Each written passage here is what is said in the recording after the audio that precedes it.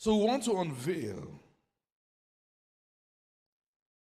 how the devil take advantage of your pain, either from family dysfunction or from a traumatic past.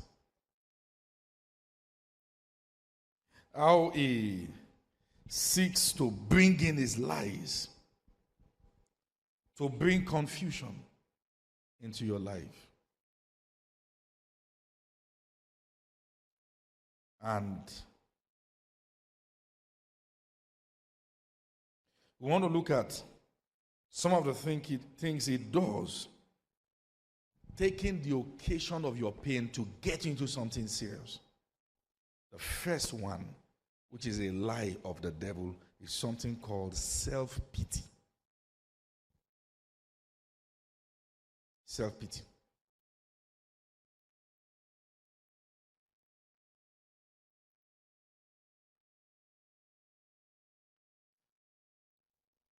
Please write it in capital letter.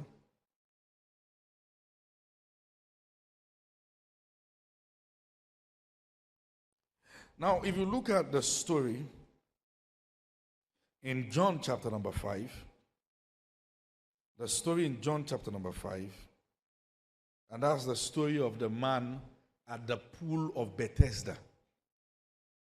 He had a mentality you probably have not paid attention to. And that was what kept him for 38 years. All right, John 5, start reading from verse 1. All right, after years, go to verse 2 now. There is at Jerusalem by the sheep market a pool. Just so you know, the pool is a dirty pool. Because this is a pool in the market. It's not like a pool in one 5-star hotel. Which is called in the Hebrew tongue Bethesda, having 5 porches. In this lay a great multitude of impotent folk. I just want you to imagine what this would look like. This was not some tush-looking sick guys that have some nice duvet and bed, and they brought them in Rolls Royce. They were the definition of sicknesses. Right? Of blind, halt, withered, waiting for the moving of what? The water. Yes.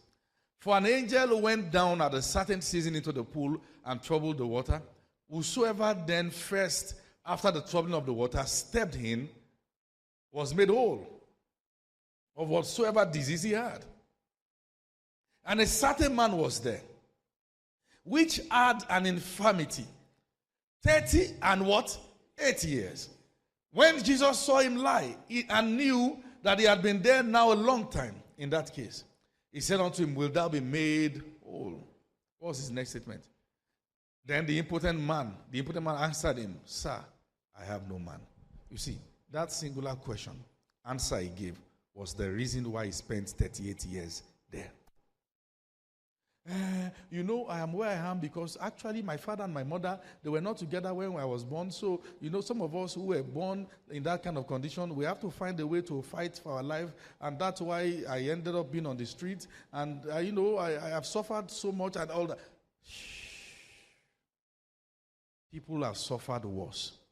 And they fought for their lives. Fight for yours. Never have a narrative that eulogizes the past and takes away the sense of responsibility from you. Never let the past condition your future. Self-pity. People wallow in bitterness. I wish my father was a rich man, and then he was trying to be a rich man, and then his uncle in the village, somebody used charm to eat him, and that's how we ended up. We moved from Lagos, and then we ended up in. Hey. There comes a time in your life that the stories that used to make sense will no longer make sense. Because at this season, you are expected to have risen regardless.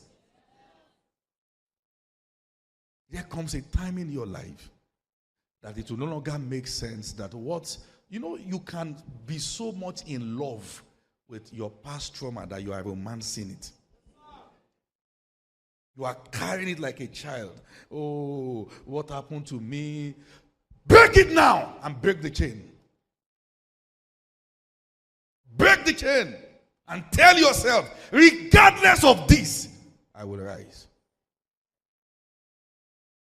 This was the most interesting part for me when, and you heard the story of Dr. Chika, that even in the pool of her own blood, that was so strong that had blocked the vent. She looked at everything and could have said, so this is how my life will end. Said, I will not die for a fool. When people wallow in self-pity, they allow themselves to be carried on by the calamity of life. They just, okay, I surrender myself. Whatever comes out of this, you have a decision to make. You have a decision to make. That your parents had issues with their marriage doesn't mean you are now helpless. Like you are now condemned or doomed to repeat the past. You are not doomed by anybody's mistake. Can I come again? You are not doomed by anybody's mistake. Let me say this, and this might shock you now. I don't care what the mistake of their past was. God will never put you in a condition where their mistake can determine your future. He will never. I am saying this to you again and again. Regardless of where you are coming from, you can break free and break out of the mess. While life was starting, I had to leave school so that my younger ones could go to school. Now that they are settled, return back. One of the qualities you must have to become what God wants you to become in life is resilience.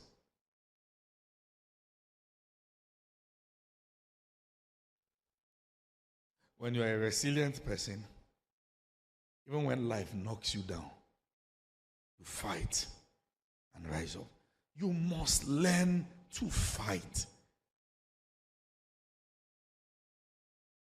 You must learn to fight. In combatant sport, you learn that what determines a person's victory or loss is their kind of heart. Do you have the heart for victory? Can you endure punches? Can you experience a case where life beats you down, but you keep getting up? There are people who are all over the place, just jumping and can't survive one punch from life. I didn't know. Nobody told me it's going to be like this. You see, we didn't prepare for all these kind of things. You see, I was just living my life. Wake up!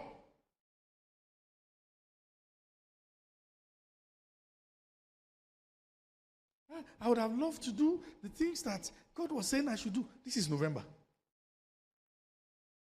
God told me it's 2024. I would have, but you see, these social media people, if you do all those kind of things, they will drag you. They will drag you. So that's why I've not done it.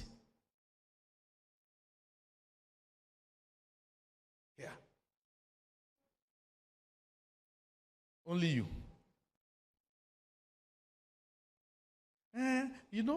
It's because that my uncle that promised me that he's going to give me money.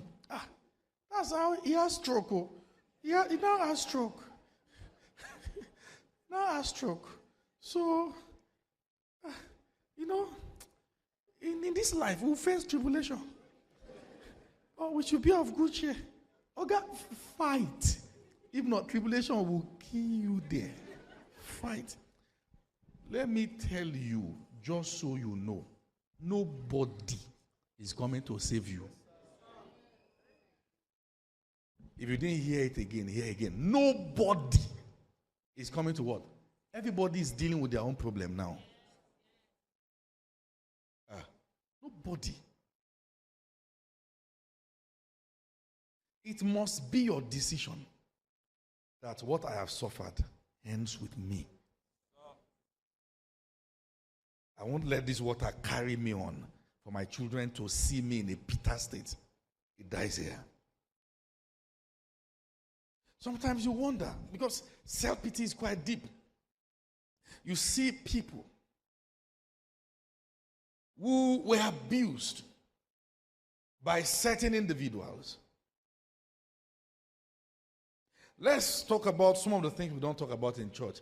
Maybe a girl that was abused by a girl. Someone say, why did you abuse this child? Say, I was abused as a child. Abuse should not make you an abuser. That's self-pity. Are you there? Abuse should not make you what? An abuser. If you have gone through abuse and you saw what it felt like, you don't even want your enemy to go through it. Have you seen people that will go to steal and boggle people's shop? And they say, why did you do it? Say, we're broke. Poverty is not the reason for stealing. Stealing is a decision. Can I come again? People steal because they decide to. Stealing is a product of greed. People steal because they are greedy. Look up now. Because this is a problem. What I'm teaching now is a fundamental problem in Nigeria. You see people who are into internet fraud, Yahoo. So why are you doing this? Say, we remember that in the year 18-something, when the white men came to Nigeria, they took things from Nigeria, and now it's time to collect it back. Collect it back with correct brain. Do the brain work. Work. Be needed. Don't steal. Say, in 18-something, so now is our time. I know. You see a boy pick the girlfriend and use the girlfriend for Nigeria. I say for Nigeria.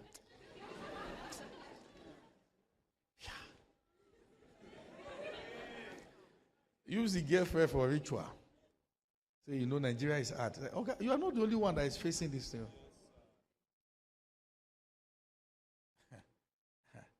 In some families, they are arguing. The wife just went to tell the husband that what we need to get upkeep in the month, like times 5 now. What do you mean? Don't say that again in this house. In this season, don't have high BPO. Just calm down. Even those in the market say they are tired. But see, that is not an excuse to do what is bad.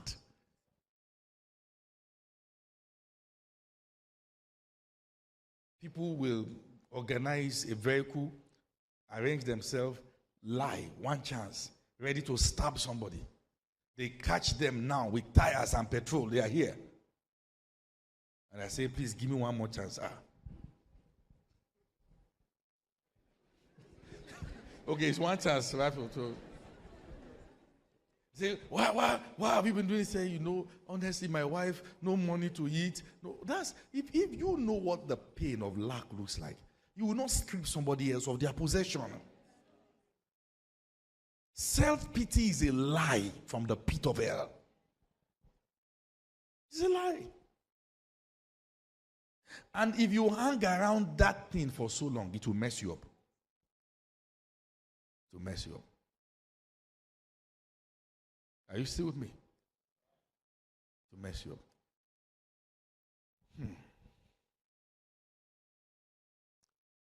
Sometimes you see people. Why don't you go to church? Say, me, I don't do Nigerian pastors.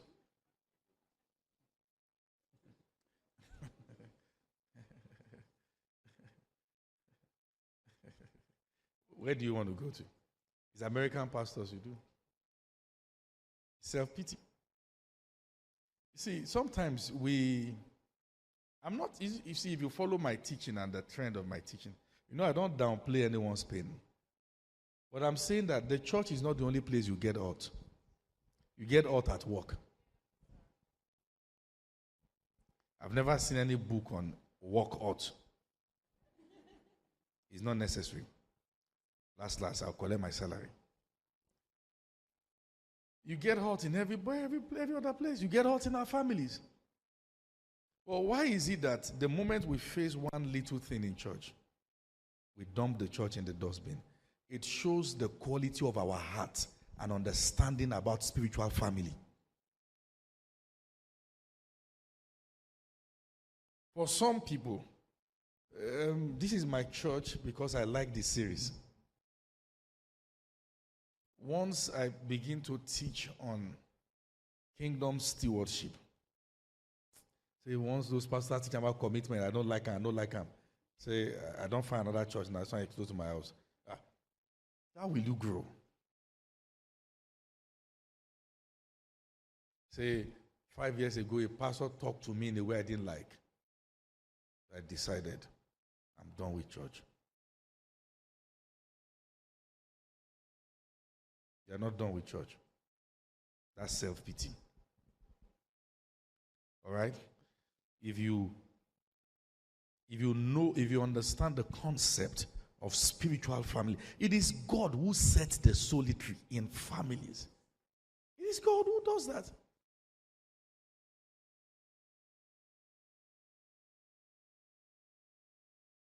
All right, many things are happening.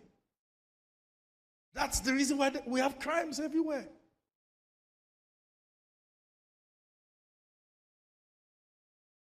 Self-pity. Now let me tell you this. Once you get into self-pity, the next step from there is overcompensation. You will now begin to overcompensate yourself. With the kind of things I've suffered in life. People like me must now enjoy life. Then you enjoy without planning. Then you are back to penury.